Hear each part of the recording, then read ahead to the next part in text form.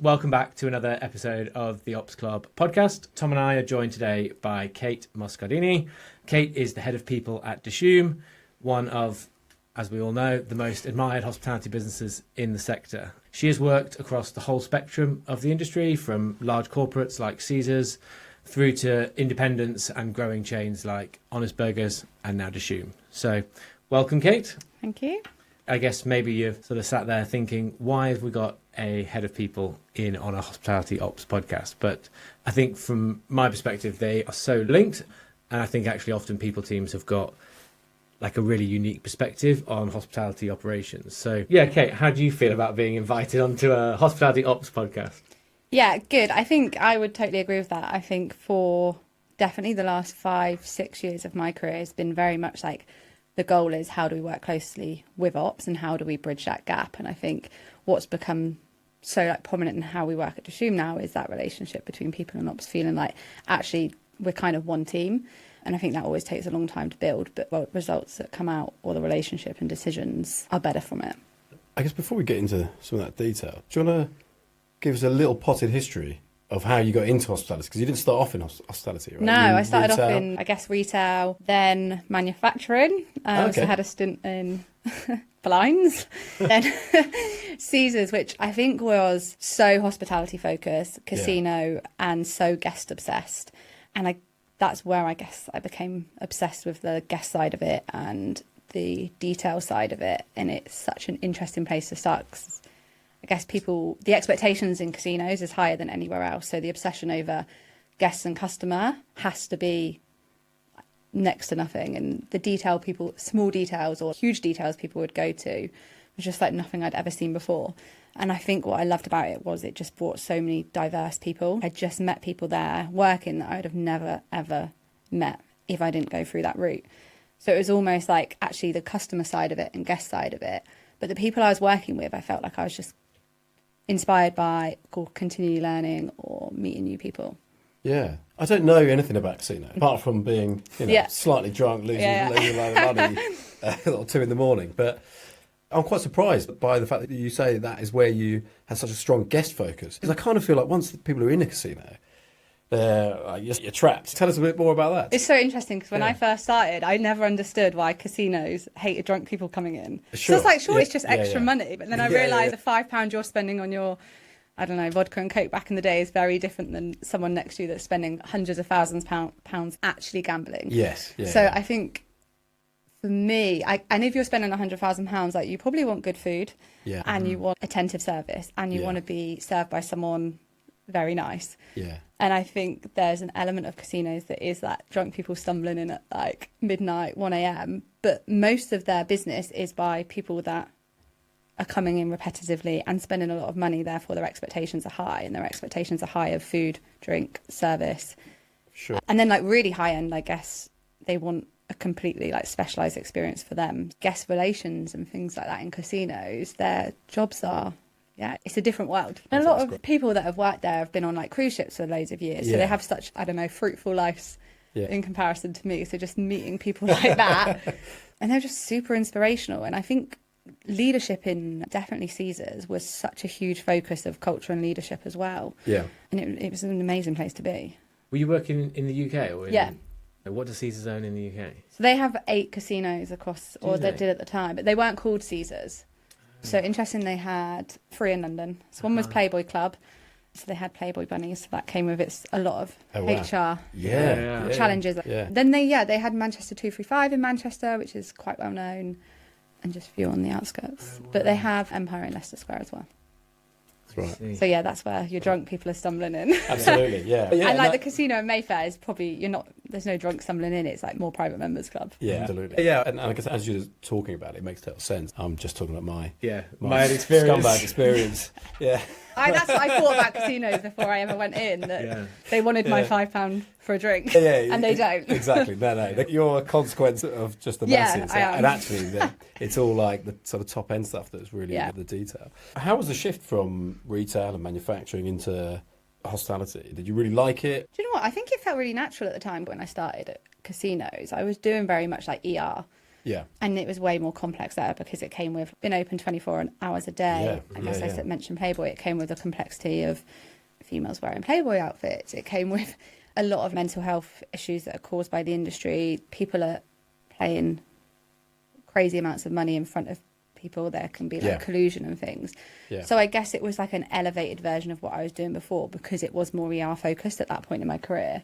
And I think probably my jump struggles, or not struggles, but like more challenges jumps came probably later on. Yeah. Whereas at the time it felt like quite a natural. Yeah, like probably quite exciting because actually you get to go in and be like, I know all this stuff already. So exciting, yeah. But now I get to do the next level version because there's more complex problems and and the environment was great. Like I remember just being in there, like I was doing disciplinary sometimes at 11 p.m. at night. And at the time I was young and I was still quite junior.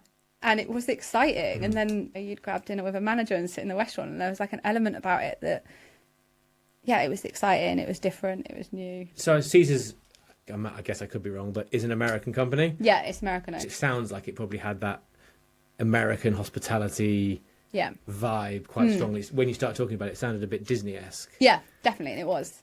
I remember we did a massive leadership program there called Inspire Our Best. And it was taken from America. So at the time, my people director and the MD, they went over to America, almost trained themselves up, then came back and delivered it. So it was delivered by the most senior people. And there's still huge things like, I guess, like nuggets of that leadership program that I use today, which I feel like there's not many leadership programs that land that, I don't know, 10 years later, you're like, oh, I remember that little saying, or I think in that way, and I constantly come back to it. And I think then because it was led by such senior people, the engagement was always so high because it was them, they were stood, they were vulnerable, they're open, and you don't often see that. It will be your learning team, or it might be like external people. So there was a really big focus on leadership and culture there. And what was it after that then? So after that, I had a small stint somewhere. Then I went to Honest. That was my next couple of years. I started Honest on the first day of COVID. So someone dropped off my laptop on a bike. Wow. And I guess I had to get to know the business I was like one of 7 working at the time. Yeah. For quite a long period of time. So I had to just get to know the business with no one in the business as well. So it was like an interesting start. How'd you do that? Do you know what? It was so fast paced at the time. I just had to learn, and I had to learn fast. And I was lucky enough that a few of our people team were working. So I think we just became so connected in that time because we were like, the business has stopped. We'll never have this opportunity again. Yeah. What do we want to spend our time on, and where do we want to get to? And I think before going into Honest, I kind of knew the team were very people focused, or focused on changing how people teams are seen in the work they do. Yeah. And it was a fast forward to that, really. As soon as I started, it was like, okay, what do we rip up? What do we start over? Yeah. So what do we get rid of? It's such a complex time, so much going on, and I guess that crisis moment can bond people together, or it can break teams, and you can drift apart. And it sounds like you had the former much more than the latter. I don't know if that many businesses maybe were in a position to actually think and do something different. It sounds like you guys stopped and were like, okay, how do we... When we come back, how do we do better? Throwing loads of questions at you. But do you think that was a result of Honest? They did loads of delivery, I remember. Were doing quite well, comparative to lots of other businesses. So it managed to keep itself buoyant through a really good sort of delivery strategy. Yeah. Was that part of being able to think more sort of forward focused rather than just reacting to day to day? Yeah, and I think there was just a bunch of people at the time at work and Honest that just wanted to do good work, and that, you know, even if I looked at the teams there and wide like ops teams or who we worked with, they were fast thinkers. So COVID was something that probably catered to their styles more than other businesses, because it was a really highly adaptable environment. It was quite autonomous. People made decisions, and like ideas landed a couple of days later.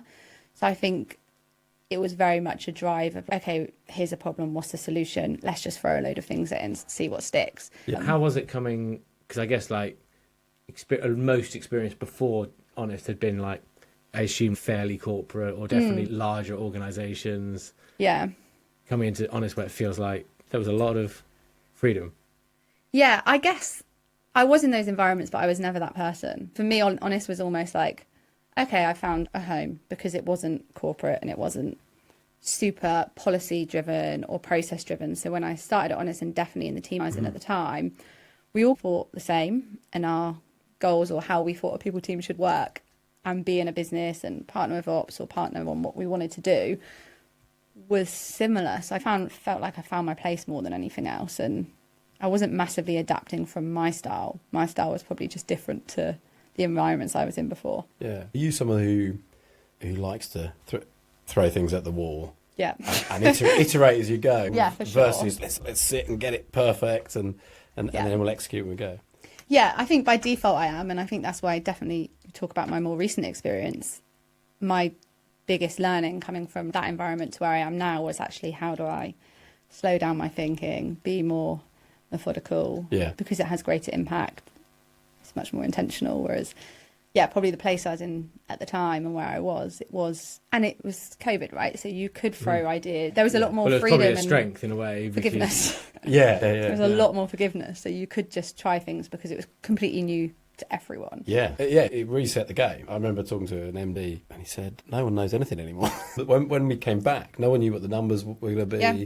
You know, there was a year where everyone's trading profiles completely changed because people were working from home and everyone was learning again. Yeah. So all of a sudden, operators who had relied on dashboards and data and metrics, and you're in this fixed kind of way of doing things, all of a sudden you have to be really nimble and on your feet, and it kind of suited some people and not others. Yeah. Sounds like you had a team that was really on your feet, so you're doing lots of things and being really energetic.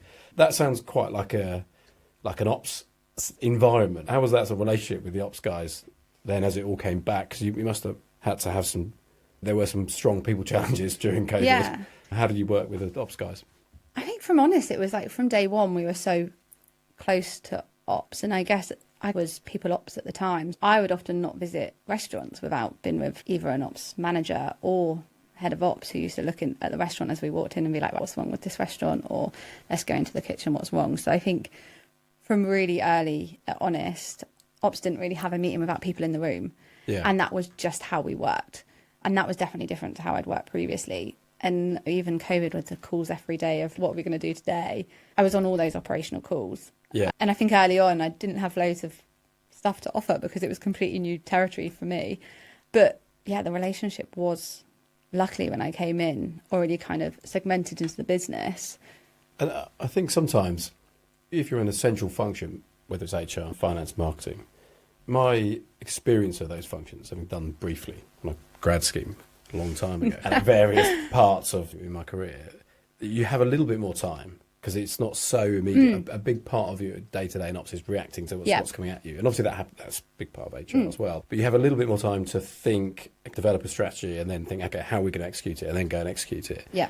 And the going to execute it is probably the most frustrating bit because you need the ops guys to engage and do it. Stop what they're doing and pay attention. Yeah. Yeah. But you have a bit of that time, whereas I think in the ops world, so often we get dragged into just a very today, tomorrow, okay, next week. The stuff that's gone, you don't stop and dwell and reassess. You get the data that you need and then throw the rest away and go and crack on. And so you end up solving all the same problems over and over again. That experience of sitting in the room with the ops team and walking the floor with the ops guys, was that really beneficial in seeing that?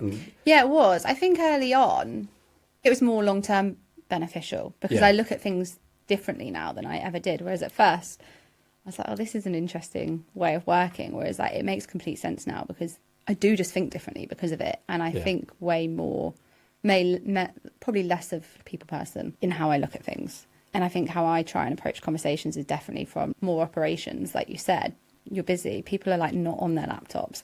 And I think then they've got central functions that are annoyed that they've not replied to an email. But we don't know that 50 other emails have gone out to them from that function that day already. Yeah. With a load of other stuff, they've got a busy restaurant, they've got a manager down, they've got X, Y, and Z going on. And that just creates this huge disconnect of being they just don't get it. And actually, it's true a lot of the time. And that's one small task that's really simple. Yeah. In isolation, of course, everyone would do it. Yeah. But it's a small task that's piled upon 100 small tasks, and it might not be at the top. It might be somewhere in the middle or be missed, or you get to it. I always use the analogy of being in a fast-flowing river, or it's like being in a play. Yeah. Once it starts, once the curtain's up, you just have to do the play. You have to go with the river. You're getting taken by it. But you can only really stop and think and execute other stuff when you're out the river. You stop moving, or the curtain goes up at the end of the day and you can breathe. Then you're knackered. Yeah. And you have a pint and go to bed. And I think Dishoom is so busy all the time, right? So Dishoom, in comparison to a lot of places actually in hospitality, there is no downtime. So it is from the second it starts to the end of the day. When are you expecting these people to have that time? And you have to be really meaningful to create that time. But as soon as one thing drops, actually it's all hands on deck. Yeah. And actually, there's less time there. And I know we always look at time, we'd like to have more time, but definitely Dishoom is a big challenge of how do operators have more time when they're in restaurants that are busy from 8 a.m. till the end of the day, and there's not that downtime that they can focus on, of course, sometimes, but in some restaurants there's a downtime from, 3 till 5, and you can spend the time engaging with your team, you can spend the time doing other things, whereas the expectations on them are still to do all of those things. Well, and still spend lots of time on the floor and with their team. And it's really hard. I don't even know if it's possible, but like, how do you try and design, especially management roles, where people are both on the floor and on top of their business? Because I'm sure it's just as hard now back in Honest Burger and stuff, but like, you're right, and Dishoom, where the show's always running. Yeah, I think it's definitely for us, we just need to be more intentional with definitely like how we like how much time are we expecting them to actually pay attention to what we're saying, or what like central functions are asking for. And I think we're looking at it a lot at the moment in terms of should we have blackout days, and where actually their focus is just operations, and how do you embed it into the rota? Because I think it's all well and good, but actually that time has to be in the rota, and how does it work for that person? And I think we were talking the other day about this idea of the GM role changing and you sort of going one way or the other with it. Yeah. Either merging like an ops manager and GM role. So you have these sort of senior operators who are really in control of that business and kind of feed directly into a director or an MD or whatever. And you really upskill that role. You need only certain people up for it, capable of doing it and wants to do all of that. But you probably have them off the rota. Yeah. So they're in charge of that, and they are executing all the strategy, but they decide how and when they do it in the business. Or you shrink the role almost, or you focus it into a really operationally focused, like you're on the floor all the time. Guest, safety, people, really just that. Hands-on. Don't worry about everything else. Everything else is getting sorted by functional departments. And you probably leverage tech to and create a bit more structure, and so the role becomes slightly narrower and very like on the floor, because the cost margins get squeezed. You can replicate that. You don't need as much experience and complexity.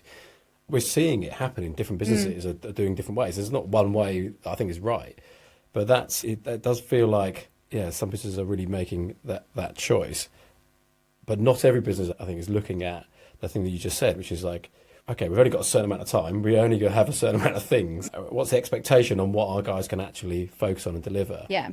And really looking at that. I remember Sainsbury's were a business that really did that. And they used to look at, okay, if we're going to implement something new, we have to take something away. And that was something I always thought was really smart. And it just doesn't happen in hospitality. You just keep heaping it on everyone. I know. And when you say about tech, I was looking at this with benefits the other day. I was like, but if actually I take that away, but then it needs a hybrid approach, but then that's 2 more things to put into the business. We're replacing 1 with 2. What does that look like for people? And then I guess it's like now people are just used to having apps on their phone. Yeah. So actually, does it matter if it's 2 or 1 if it's better? And then I think there's this real question of, I don't actually know the answer to that.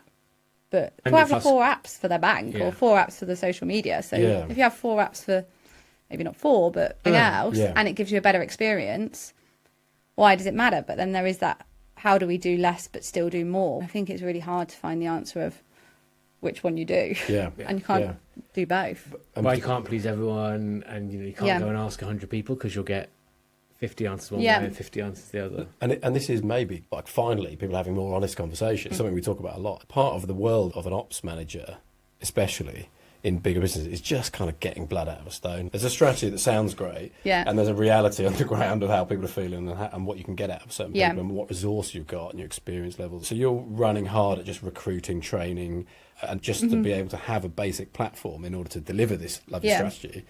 But you're never in a perfect world. No. So you always try to execute something in a slightly wobbly platform. And then periods where it all works, and then if someone leaves and it falls apart, you go again. And within that, trying to change something and then or add something in to make it easier sometimes just makes it more complicated. Is there something that you think that you've done, maybe honest or Dishoom, that you think has really made a big difference, or you've seen something transform the way the ops teams on the ground engage with something with a bit of tech or a different way of doing things? I would say it's more basic things and one big thing that's had an impact on how people work. I think definitely in the last year and a half, our relationship with people in ops, probably at Dishoom, is massively elevated in terms of our decision making and how aligned it is. And I think that's probably been the biggest impact on the business, and like talent or recruitment decisions or decisions on moves. Now they're discussed weekly in a people at ops meeting. Talent are there, people are there, ops are there, and it's really hashed out. And sometimes it's a bit friction. It's good friction, but I think we're making such better decisions because of it. And when we look at 24's numbers versus 25, the difference was like fantastic. And we were like, actually just having these really focused meetings where we're all having a conversation about what's the right thing. And I think operators' minds and people's minds work differently. You'd probably have a very operational mindset about something, and I'll probably bring a bit more of a, okay, people, this is what I've seen in the past mindset to it. And I think both of those together is probably what's going to get you your right outcome in the end. Balance, isn't it? Yeah. Like if I'm an ops manager and I'm trying to make a decision on, I don't know, who to move, who to hire, who to make a decision on, I'm coming with my own real either biases or even just what serves me best. And often for operators, that's how do I fill this gap the swiftest. Absolutely. And I'm thinking they live an hour and a half away. By the time they're going to get into work, going to be miserable from that awful journey. Then by the time they finish, they can't get home. And then that top performer is no longer a top performer. And just because they might do it, doesn't always mean it's the right thing. Yeah. And it doesn't mean they can do it in every environment. So there is so much more around the teams. Have they worked together before? And I think, you know, until very recently, we haven't moved people as part of development hugely. Whereas I think we're very much now trying to be more forward of, okay, for development, let's get more experience, let's get more exposure elsewhere. Yeah. So it's definitely a bit of a journey we're going on to, okay, we think that more exposure means better managers in the end. Yeah, even if it's more uncomfortable. And you see, I imagine it's, especially in a business with quite high levels of retention, people are promoted maybe within their current restaurant. Yeah. They become super comfortable there. They know how to manage there. The real step is like learning to do it somewhere else, right? Yeah.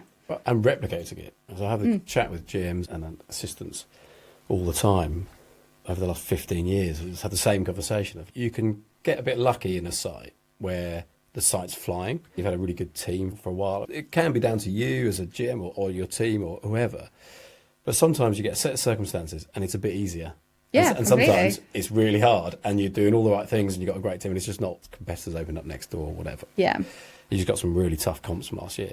And it doesn't always translate into who's the best and who knows what they're doing. So you need that input from a people team or an ops team to actually say, oh no, this person's great. The site's not performing, but for these external reasons, actually maybe we should move this person over here. And being able to replicate, understand what you've done in a site to make it good versus it just being a bit of a happenstance. I think it's a big difference. And there's a lot of operators that get a bit, maybe they believe their own hype a little bit. And then they think they're ready for the big time. Yeah. And you move them to another site, they're really struggling because they didn't know what they did before. Yeah. And they can't replicate building a team. And so they just put all their old managers in, their old team, and just sort of, I'm going to do the same thing again. And you haven't actually demonstrated the skills. You've just pulled the same people around you, which is weak in this other site. Yeah. How much do you, as a people manager, kind of oversee that sort of stuff with the ops team? Do you get really involved in that detail, or is that kind of more operators asking you, we do this? We get very involved with it. So I think, every week no one's moved without us all sitting down and making that decision. Yeah. But that's new. I think that's probably 18 months into doing that. But I can remember before we just find out about things later, which again, that was just how people worked. Then it'd be like, oh, was that the right thing to do? Or is this going to happen? Or what's this going to cause later down the line? Whereas I think now we are super aligned. And I think we're also looking at what you said about that promoting in your own restaurant. Because actually we do see time and time again it doesn't work. Or it appears to work until someone then gets promoted out of their restaurant and you're like, oh. Yeah. Because they haven't had the opportunity to stretch themselves. Yeah. And I think it is that. It's like comfort. You're with the same people. But actually to move from a team role to a management role, it's a huge step. And you almost are you have to have such different traits and such, bring such different energy to the role that it's hard to do in exactly the same environment. That you're almost not setting people up for success in the role to move them sometimes. And then I think you have your GMs who've spent loads of time on them and they want to, of course, keep them because they've nurtured them and had them for such that period of time and want to see them succeed. So it's almost like the balance of sometimes actually it works as well. So it's like, when's it going to work? when actually is that gap too much and they are too close to the team, and actually the best chance they've got of succeeding is to move. But it's uncomfortable. But what I think is really interesting, and I'm sure as a small business owner, like, you would definitely see this as one thing, I'm sure, but so many businesses, the ops team and even individual sites, they view it as their people plan. So like, I've got my site, this is my people plan, whereas that like, it's our people plan. And it's really difficult because some people grow lots of people, they want to create a really strong team in their place, but actually, like, the best thing is that it's our people plan across the whole business. It's a really difficult one. Yeah, it is. I think we started talent meetings last year, and we will have quarterly meetings now where I guess they'll kick off with like people partners and ops and GMs really sitting down and looking at like how well their people are doing or where they're standing, and we'll then have a like quarterly session where we look at across the board where performance is, where it's good, what the focuses are.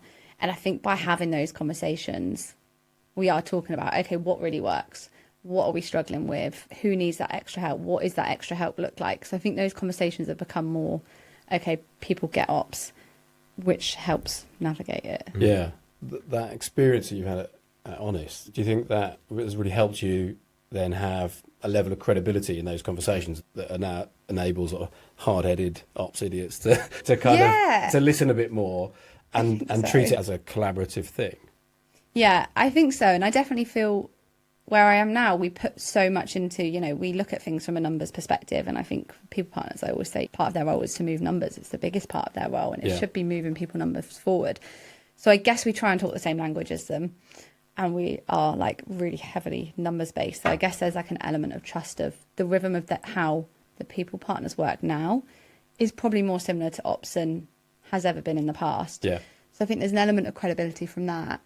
And then it's hard because sometimes it's like my gut feel, and actually trying to convince a room that my gut feel's not because of my feelings, it's because actually, no, I've done this a long time and there's just something off and I don't know what it is and I can't really articulate it, but trust me on this. Yeah. It's a hard sell, right? Have you read Blink by Malcolm Gladwell?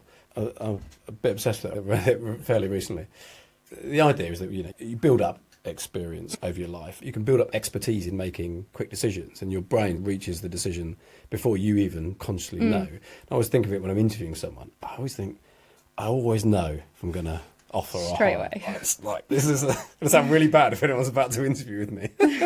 but already decided. It is seconds, and you might not even know the criteria that you're slicing the information subconsciously, but you put it together, and then you spend the rest of the time consciously trying to convince your subconscious that you were doing the right thing or not, right? So, and I can feel it. If I have a good feeling immediately, I'm talking more. So you're bringing out the positives, and then you're focusing on the positives. Is that knowing, the conversation's great? Or is that just your own biases? And potentially I look back and I'm biased in what I forget all the mistakes that I've made and all the bad hires, but I'm nailing it every time. I think someone said something to me recently. If you basically treat someone like an arsehole, they're going to act like an arsehole. And I was like, do you know what? It really made me think about just like day-to-day interactions. And I think it's almost like the opposite in that situation. The second you've decided you're being more positive, so they're being more positive, and actually your experience of them is because of sometimes what you're putting into it. Then you come away, I think every interview I've ever been in, and then you get the job, you think, it was all good, right? And that's probably just, it felt good, and so it was a positive accumulation of things.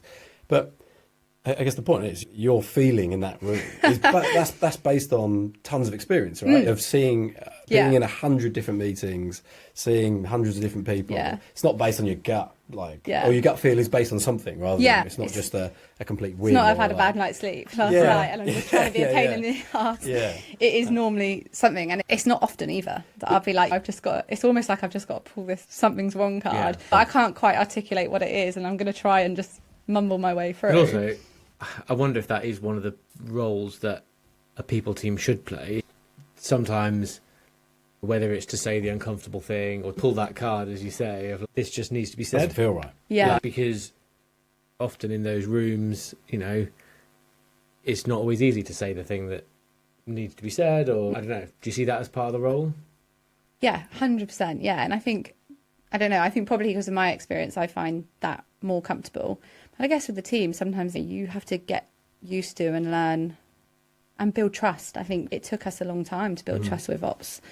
I think we always had a good relationship. there's a good relationship, and then there's, okay, we now go to that function and they make collaborative decisions with us. And I think that took time and understanding. It didn't happen overnight. It happened through repeated actions. And in my experience, ops teams tend to be, because you're the one executing things, you're in the room talking about the strategy, and then you've got to execute it as well. And you might have lots of competing pressures that you're balancing. So you're in a difficult position where you're being asked to deliver a coherent corporate strategy that sounds great. And then you have all these problems that you don't necessarily want to articulate upwards. You just have to you have to deal with them, and you're just like, we'll get it done. But I've got these 10 little things I need to sort out over here. They're having a wobble. I want to get rid of this person. Blah, blah, blah. I think that ops people, not always generalising, but almost feel like we're going off gut feel all the time. But it's okay for us. But then if anyone else does it, you think, no, hang on.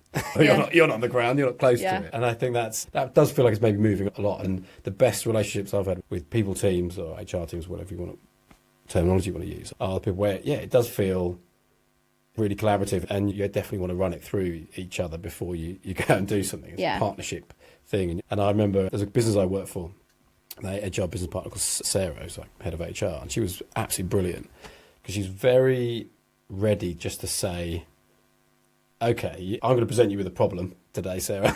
Another problem. And she was, instead of feeling like, oh, you've done this wrong, this process bit wrong, which happens all the time. Yeah. It's just, okay, this is how we're going to deal with it in the best possible way from here. Stop doing what you're doing. So you very quickly built a sort of relationship where I'd pick up the phone to her probably every day and just have a chat. I'm just moan about various bits and bobs, and she would give me her view. We'd have a nice chat. And that really helped me stop being so, I'm just going to do loads of things, and then we'll deal with the consequences in the weekly meeting or in the monthly meeting sometimes. And I think that is one of those big people and ops things of what we're always saying is have a conversation early, do this early. And what we always see is ops come 2 months down the line and they're like, this has been an issue for 2 months. We're like, we didn't know about that. And those conversations haven't happened. So they've then reached the end of their tether with it. We don't know about it. And then collectively we're like, how do we get to where we need to as quick as possible?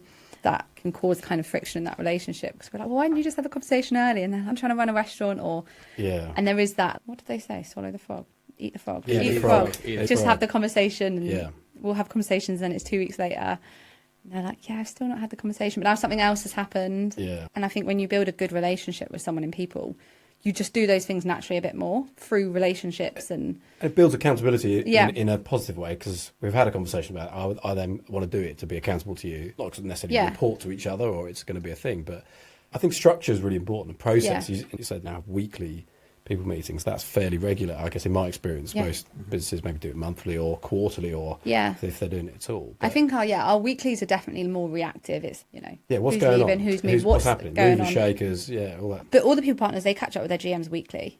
Yeah. So within that, they know what's going on in the cafes. But again, it's weekly because the cafes are big. They're not small sites. A lot of people, so there's some where it's like 200 plus people, and I think they're operational. One of my people partners the other day was like, something was wrong in one of the restaurants. Something was wrong and I didn't know what it was, so I just did a closing shift.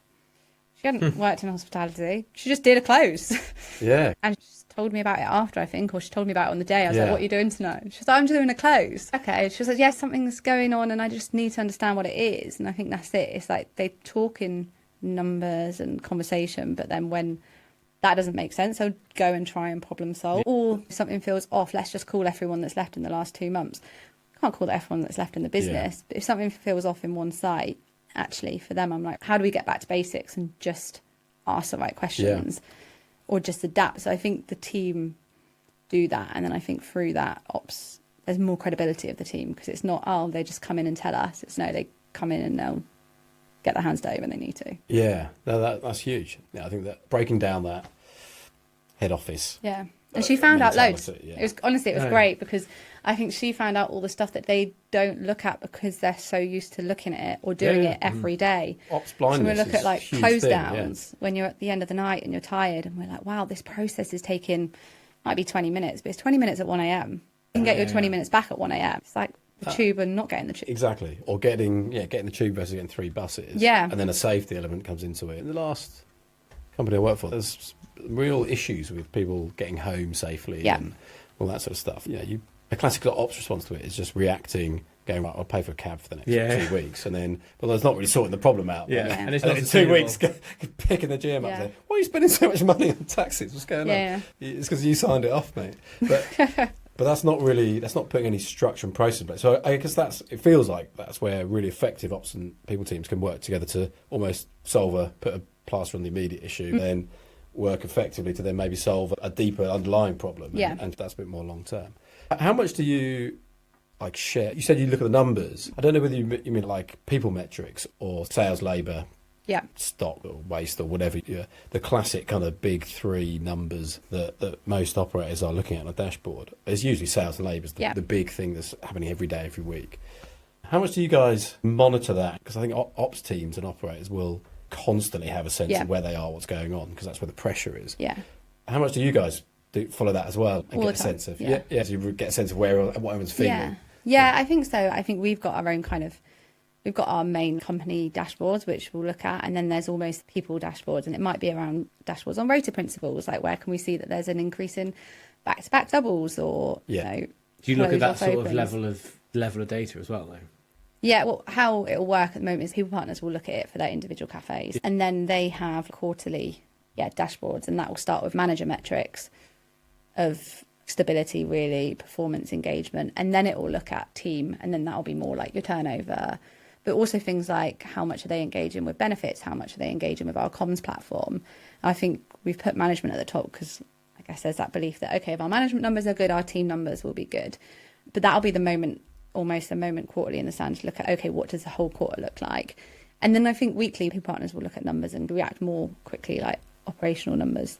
So in their weekly GM meeting, they'll prep for it, go through that, and if there's anything at that point that needs to be spoken about, they'll have a conversation about it. Yeah. But I guess it's trying not to be too reactive to, okay, it's just a week, let's not make this one number a huge focus, let's try and take a broader perspective of it. But definitely quarterly, and then it's almost like what numbers tell what story. So then we'll just story tell. There's so many metrics you can look at. You can almost tell whatever story you cut to some extent. But I think that part of the reason I'm asking that question is that sometimes when things are going well, and the business is performing and it's quite stable, I think you can execute initiatives, people initiatives, engagement initiatives, training initiatives really well. And then assuming you've got a good kind of process flow and everyone understands what's going on.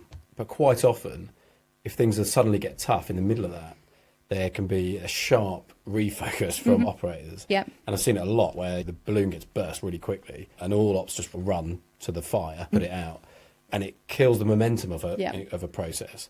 I guess that understanding or that feeling of that, okay, this is about to happen, is really important, I feel, from everyone in the business to understand, all right, we're about to go into this constricted mode, things might not get done. How do you deal with that? Do you see that coming and talk about it at senior level? Do you know what? I think I'm probably in a lucky position. Dishoom is like really intentional with what it does. So there are moments that it's like click of the fingers and we respond to things in this way that can feel like you've described. I've definitely had it in the past where it's like, wow, this happened this week. How do we put on the pressure next week and things change? And often you feel like it does change, but then it causes other problems that come out, whether it's like team or like management or disengagement. Other things will come from it. Whereas I guess, I'm at the moment, I'm definitely in a more kind of intentional, let's really think through how we do things. It's never a quick, this happened today, tomorrow let's do this. It's not, I think, it's not reactionary. It's a good place to be. Very, it's a great thoughtful. If you were joining another people team at some point, thinking back of all the things that have been like amazing and maybe not amazing in different places, like what would be the stuff now that you might do differently if you were starting again in a people team or starting your own people team? I would understand like the legal and compliance side of it more. I think I'm big on like big ideas and thinking, and definitely like people and ops is huge for me. It's how I've been taught over the last 5-6 years to make things successful. So I guess my intention always going in somewhere is like understand the operation. But I think where probably my area that I would need to pay more focus to would definitely be like, okay, our ducks in the row, like legally from a compliance side. It's only getting harder as well. It's getting harder, and I think that's the people and ops, like the partnering aspect, but there's so much that goes behind the scene in terms of people teams. From a legal, from a compliance perspective, that is so much time. And like the really hard stuff, and like you said now, employment rights bill, or like legislation's constantly changing. So I think I'd go in with more of a like strategic, like how do we make sure that's all sorted and the groundwork's done. I think back in the day, people would view HR functions as quite, they're over there, they want loads of stuff that we don't necessarily want. Yeah. I think they are becoming more aligned around the fact that compliance is part of what we have to do. We need to think about these things now. Or does it still feel like there's, in the industry, there's like... Just give us the boring stuff. Yeah. It is, and it's so boring. For me, that's why it's something I need to stretch to do, because it is the boring stuff. It's not fun. It's not engaging, but it has to be done. It's the seatbelt stuff, right? You get in the car, you put your seatbelt. That's it. And I think so. I think what really helps with us is senior ops are very much championing that stuff, and obviously it's what we have to do. There's no choice in it. Yeah. And also, we're honest, it's not, like you just said, it's not fun. It is boring, but it has to be done. There's no two ways about it. It's not this is a nice to have. This is what we need to do, and it's not putting restriction in, but how do we make it easier to land? And do you think, like we've touched on, you mentioned the ER, HR, people, in different businesses that I've been in the last 10 years, things are all called different titles and stuff. And I think at various times that is to reflect either a divergence of task or bringing it all together. Have you seen that kind of diversify, become quite separate, HR or people, kind of people and ops being merged a little bit more, and there being more specialism in that kind of world that's focused more about executing people initiatives and comms and how you actually get it done from strategy to execution, versus ER and the legal side, which is maybe a bit more sort of head office functional, don't need to worry about it, we're doing it kind of thing?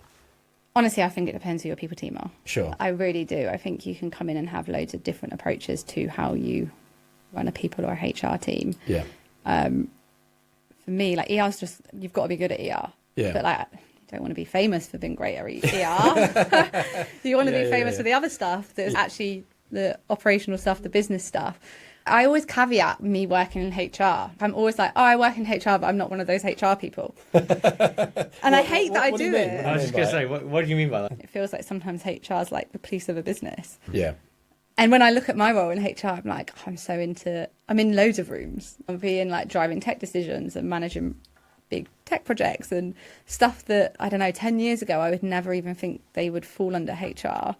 So I just have this caveat of, I work in HR, but I'm not one of those HR people that just policies and blah, blah, blah. I'd rather know policies or softly written policies. And then it just becomes this massive stream of me justifying my career choice. I'm not all bad, don't worry. I almost said exactly the same thing, but I'll lay that out quite openly to my team and say, look, the best thing about the ops job is supporting you guys to get to where you want to get to and helping develop people and executing this wonderful sort of dance of service every day. Or I could be running around being the police, just picking you up on things that you haven't done. Yeah. And it's sort of up to you guys. I don't want to do the policing bit, so please don't make me do it. Yeah. But also I'll mention things and nudge things and monitor things, but in a positive way. And laying that out almost gives other people the choice. And it's like, I've done it, because I've learned to do it, to take it off me. Because I don't want to be... I've worked in bigger companies where the ops team are just, you're driving around in a car and you're like, spend 20 minutes across 18 sites. Yeah. You don't really know that business. You don't really know the people. No. You're doing an audit and they're just like, there's another ops wanker. Yeah, completely. Wait till he goes out the door and then we'll get back on with it. And it's that whole negativity breeds negativity. When you give people options, you can do this or you can do this. Yeah. People normally make the right choices. Yeah. But I think when you come in and you're just pointing things that are wrong, I don't know, if I was working in a restaurant and then someone came in and told me I did 3 things wrong, I'd just be deflated. I'd probably continue doing things wrong because I was like, I've just lost my mojo. For sure. So it's then hard to be like, okay, but you have to pick up those things. So how do you do that in a way that doesn't demotivate people? It leads me perfectly onto talking about conversations. Because I think it's one of the biggest things that I've experienced that is a skill. We're losing it. Managers don't have skills that maybe they once did, in my perception or opinion, in having tough conversations and doing some of that ER stuff properly and doing the process properly. Maybe it's just the different businesses have placed a different emphasis on it. But I think when we first started, it was quite a strong part of the training was how to deal with problems. And not everyone liked having difficult conversations, ER conversations or performance management conversations, but they were so embedded in, if you want to be a manager, this is how you could do it. Yeah. And at a junior level, come and sit in on one, do the notes, and you really got to experience it all. So when you're a manager, that's a big part of what you're doing. I think now a lot of that stuff has been either ignored or taken away or not focused on, to the point where I had a bunch of managers that just couldn't. Someone has been persistently late. It's like they're really struggling to have that conversation because they felt really emotional about it. I don't want to be horrible to my team. Yeah. But your restaurant's failing. Like, and it's kind to tell people that it's like, it is that whole radical candle, like how you direct and kind. You see that though, I guess, like with a newer generation coming through and... Yeah, I think there's like twofold. I actually think that people need different conversations than they probably did 10 years ago. I sometimes look at how my dad tells me that he used to manage people. And I think, oh my God, I would have been unemployable because I'd have been so upset all the time. But that's how people had conversations back then. And that's how it worked, was I think people have higher expectations or different expectations of how people should approach conversations. And I think people can respond badly when they don't go well. That has meant that when a conversation doesn't go well, it almost puts people off having conversations. Think more about the conversation they're having. I think, like you said, if you're late, it's factual. Like, I'm going to have a conversation with you about it. But there's this almost, okay, well, I don't know what they're going to say. And then what if I'm not prepared for the right response? And there is so much, I think people do worry about the legal risk. And I think with AI as well, it is just at the moment a go-to in everyone's pocket that they have legal advice. So you say one thing and then the next day you got a letter saying... A legal sounding letter. Yeah, you get a legal sounding letter that has incorrect legal terms in it. It's not very nice. So I think there is this tiptoeing approach to management. And actually I think what happens is it just then creates more issues because conversations aren't happening early. And things get so bad, formal processes are happening, and then you're getting these kind of formal letters, whereas actually it could just be resolved if it could all happen people had those better conversations. Yeah, and I think most of the time, in my experience, when I've pushed a manager who didn't want to have a tough conversation, to have that conversation and walked them through it. So there's 10 different ways you could have this conversation, right? It's up to you. You need to do it, but you could say it like this, you could say it like that. You could take them out the back. No, I'm joking. Can't back that. But you could approach it in many different ways. Whatever you think the risk of this person doing X, Y, Z as an outcome. So work through the scenarios, decide your options, but you have to do it because otherwise we're going to get nowhere. And it's usually a positive outcome. Yeah. I'd say 85% of the time, it's a positive outcome, and they go, "Oh, what was I worried about?" But I think there's such a reticence to have it, and that's just maybe that was an acute scenario in a business that, but it felt like a sort of trend of with the soft skills to be able to do that has dropped off as a priority. I don't know if that's something that you've seen in HR side. I think it's like the basics as well of just general feedback, because I think if you're not having the good feedback as well. Strongly believe everyone needs good feedback. You do need constant affirmation or reassurance. And I think people are like, oh, if I don't say anything, it means that someone's doing a good job. It doesn't mean that someone's doing a good job. We know that because you're also not picking up the people that aren't doing a good job. So, and actually, I think by doing that, what you're doing is you're just creating that almost like safe environment of, okay, someone will tell, like, I know I'm doing a good job. And then actually when I'm not, it doesn't feel...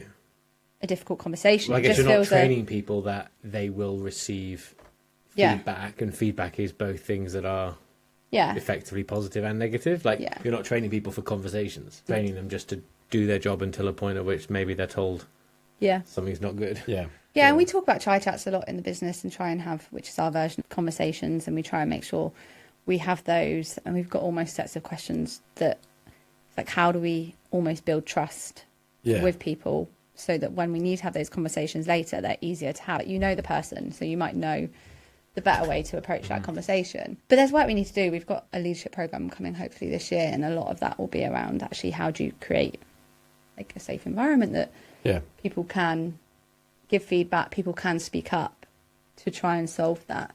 Yeah, you know. And I've had this recently in my business. There's also from the other side. I guess as an operator or an owner or whatever, whoever you are in business, I think incumbent on us to create an environment where people feel comfortable giving that feedback or want to give that feedback. There's just room for it. There's a process for it. There's room for it. It feels natural. I had these issues with some team that it almost got to a crisis point because they just didn't say anything and we're too busy, missed it or whatever. on holiday, and then you're having like a crisis conversation, and it's relax, like it's all right. Let's talk about it. We'll figure this out. And it's always a relatively simple fix. Yeah. If a fix at all. It's been brewing for them for months, and like something that's happening every day. And so sometimes I get frustrated. I think, why don't they just say something? But then I would reflect on it and think, maybe we haven't quite created the right process for that, or the right groundwork for everyone to say, oh no, I'm going to be able to have a chat. Maybe the next couple of days somebody's going to pull me aside. Yeah. And we talk about giving feedback so much, but we just don't talk about asking for feedback. And I actually think that asking for feedback is like, how do you get people safe and not just telling you how it is? Yeah. My team give me feedback all the time. Honestly, all the time. Are you good at receiving it? Yeah, but most of the time I'm conscious about it. So it's like really trying to snap myself into consciousness. And I think that's the thing. Most people that you give feedback to, they're normally aware of it. And it is sometimes just a reminder of, okay, I need to show up here differently, or actually that has impacted that person.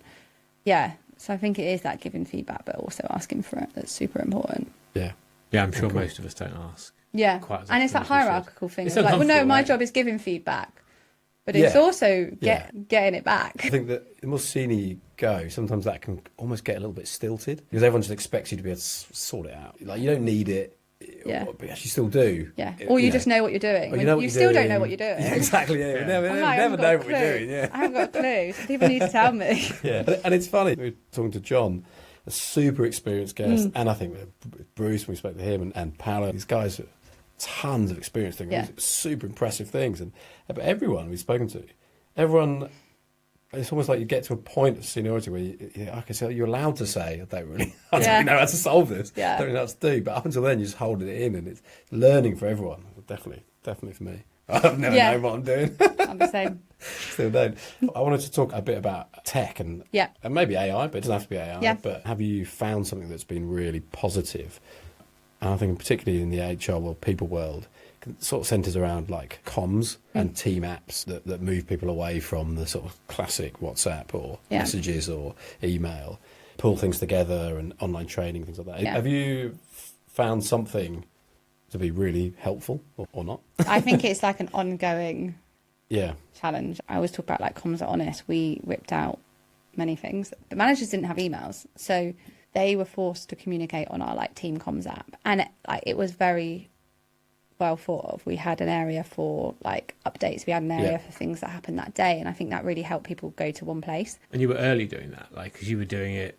That was that was a good 5-6 years ago. Yeah, and it made people's life easier because they didn't have loads of emails coming back to. But I actually think it's just hard. Like, some people prefer emails. Like, I had this conversation on Friday. People want to file emails, or they want to go back and search and see what an email is.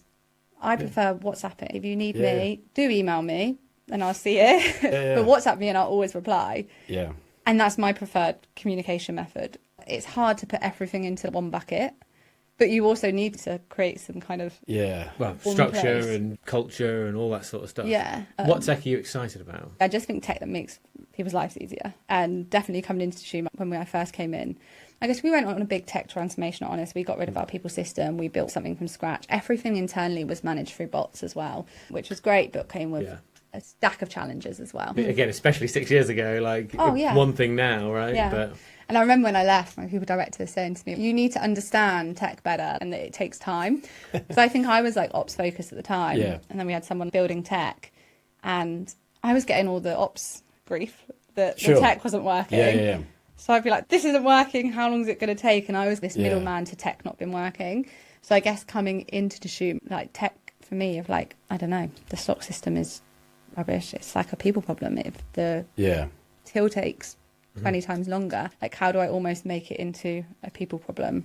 I've definitely got on more tech calls. Yeah. Because I guess especially because this takes so long, and I look at it and I'm like, this is from the dark ages. I don't know how people are working on these systems sometimes. But you're right, if it impacts your people, I make it my problem. Because if it takes it takes 20 minutes at the end of the night because of a process or a bit of technology, you could make hundreds and thousands of people's lives better. And I guess that's what I'm thinking. And for me, like, we live in Amazon's society, like tech should just work. Yeah. So when it doesn't work, we just can't deal with it. 7-8 years ago, you could deal with tech not working because it didn't always work. Yeah. But when it works and we have like incredible apps that are just seamless, they look great, they feel great, they just work. when something doesn't work now, our tolerance is so low. Yeah, whereas before our tolerance, like when we had dial-up and our tolerance was high, we were like, it takes me 10 minutes to connect to the internet and it's fine. In 10 minutes, I've done loads. Our own personal consumer versions of tech we use is amazing, right? Like every app is just flawless now. Yeah. Do you think hospitality tech has caught up yet? No, I don't think it's caught up. No. I think it's interesting. I think it's trying to get there. We bought a rota system in when I came in, which was 3 years ago now. When we looked at rota systems again last year, we didn't look at one that I looked at 3 years ago. Yeah. So I think it's changing, evolving, but really quickly. I do think quite a lot of the problems that come with tech are that either it's trying to do too much on one platform, because naturally you don't want, like I was talking about earlier, you don't want 4 apps, you want one. And the one thing does everything okay, but not quite as well as the individual apps that you've already got. Yeah. And it's breaking habits. Really, when you're implementing tech, it might not be the tech. Yeah. Tech might be fine. It's really about a communication problem and a business change problem. Yeah. And what I've seen is the tech is good, the idea behind it's good, the strategy theoretically is good, but there's almost no chat about how we're actually going to do it in a fast-moving world of people that we're trying to run restaurants. And that's the bigger problem. And that is the people problem. That's the people execution change problem. And sometimes I don't know where I stand with it. Like I said earlier, like the 2 apps versus 1 app. I get why one is better, but I also get that 2 versions of the best in class is better. And there isn't a one answer. There isn't. My current account's different to my savings account, and that's different to the account I use when I go on holiday. I have no problems with that whatsoever. That's just given in life. And actually that's given in definitely hospitality. It's a young environment. So most people in hospitality are used to having hundreds of apps on their phone. Yeah. I wonder sometimes if the issue tends to arise because actually maybe sometimes people who are making decisions aren't quite the same as the people who make up the majority of the workforce. Yeah. You've got people that maybe are more flummoxed by having more people like yourself, Tom. Yeah. And if you have no apps, like a few years ago, there were no apps. So to then be like, oh no, you need an app for this, you need an app for this. Like we just recently merged our comms and learning platform. It was separate before. I was like, actually, learning should be part of comms. Yeah. So it's like, how do we build them together? Yeah. But also, I remember, it wasn't that long ago, 10 years ago. But I remember us having a real conversation about how are we going to deliver this app-based solution when we're not really allowed to or shouldn't really expect everyone to use their personal phones. And now that's just like, no one talks about that anymore. Yeah. It just assumes that everyone's got a phone and you're all going to be on that phone. Well, you can't do life without it. But I don't remember that being like an explicit, right, now it's okay. It just, at one point we were saying, do buy all managers' phones and they can only use it for this. Yeah. And it was a nightmare. And so we almost didn't implement a solution. But isn't that just culture and society changing? Happens so quickly. And it's just gone, that's just disappeared now, right? Without our conversation now, we're just on our phones. But it does make everything super easy. Sometimes I reflect on it and I bang a message out. We still use WhatsApp, but we bang a message out to a group of people, and everyone gets back and is like, "Cheers, Greg." You think that's amazing. Once upon a time, it was calling everyone. Can you do this? Can you do that? That's something so basic. It does enable in big ways, even though there are challenges. But then it disables if things aren't working or if it's hard to use. Yeah, I just don't think people have got the tolerance they used to have for... Agree, yeah. I think for me, when tech doesn't work, it's like when printers don't work. It's like my brain just can't compute it, like not working. The other day, the printer wasn't working. I was like, why do printers never work? They just never just print what I need to be printed. It must be more complex than we all think it is. I think that is a me problem. But no, everybody struggles with printers. But maybe printer technology is just really incredibly hard. I don't know. Yeah, I don't know. But I was so... frustrated by it, but way more frustrated than I should be about the fact my piece of paper is not printing. But you get trained that everything just works. Right? Like you can get something delivered from across the world in 48 hours. Yeah. But you can't print out a bit of paper. After my printer situation, I was annoyed for half an hour. And everyone was just looking at me imagine like, if every day... I'm annoyed by half an hour because of my tech problem. Yeah. And there'll be hundreds of thousands of team members across the country in different businesses who are hamstrung by technology. And when we've had tech for so long as well, and it's so ingrained to start, and it works to some extent, to start unpicking that. Yeah. It's like, when do you do it? And it's a nightmare. Business is always on. You guys specifically are busy almost. It's just hard. Yeah. At what point are you like, let's bite the bullet, let's take this bit of tech out that's been in for 12 years? Well, I also think it's a slightly different problem that if you implement anything badly, you've screwed it. So you can't just, we'll just improve the implementation of it. The trust is lost then in that. Yeah. And it's so hard to go back and say, all right, guys, and I've been in business where you then end up doing engagement pieces to get the implementation of the tech back up and running. Yeah. And as an operator, you find yourself chasing people, chasing their team to post something on a stupid app. The comms app, It's got nothing to do with what you're actually trying to achieve in the restaurant. Yeah. The work is now trying to get people to do the thing. And you've got your whole teams doing something completely off pitch, taking pictures of stuff of them having a great time. That's so good. Yeah, we were talking about it with comms apps last week. I was like, we need to make sure people go on them, but you need a hook that makes people have to go on them. Because if we're like, okay, how do we land this other stuff? The first thing we've got to do is get people on there. It has to then become, what do we put on there that's part of their jobs, meaning they have to engage. Yeah. But also, and then they see all the other stuff. Like the thing that I would want tech companies to think about is if it's not good enough that people will go on there voluntarily, probably not good enough. Yeah. But it's like, what's it going to give me as well? Like, I'm going to go on an app if it's going to give me something. Yeah. What so it problem is it solving? It needs to give me information that I need. Yeah. In a good way and all that sort of stuff. Yeah. I think it's a really interesting point. Hospitality tech, I think, like you said, it's changed hugely in the last couple of years. Yeah. And probably will change hugely in the next couple. And it's just not quite there.